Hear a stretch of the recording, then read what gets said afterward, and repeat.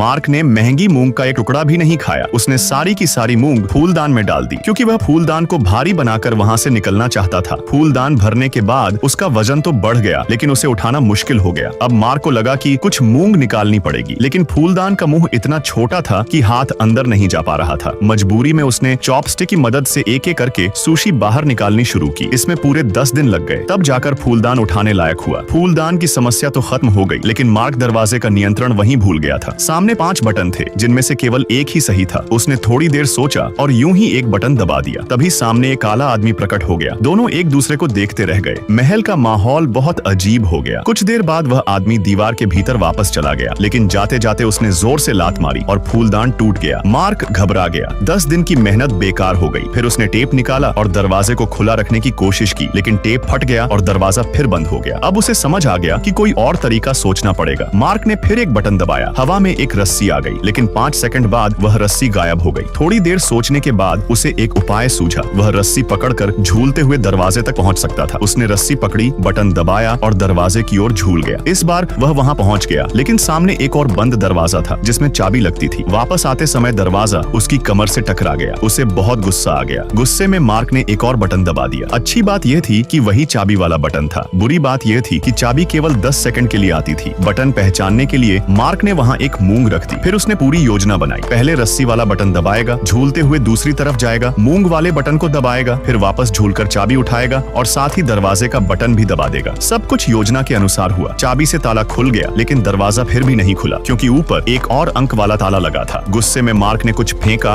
और एक और बटन सक्रिय हो गया। तभी वही काला आदमी फिर से सामने आ गया। इस बार उसके सिर के ऊपर 3 अंक लिखे थे। अब मार्क को समझ आ गया कि वही पासवर्ड था। आगे की स्टोरी और भी इंटरेस्टिंग होने वाली है, इसलिए कमेंट करो, पार्ट 2 वीडियो मिल जाएगी।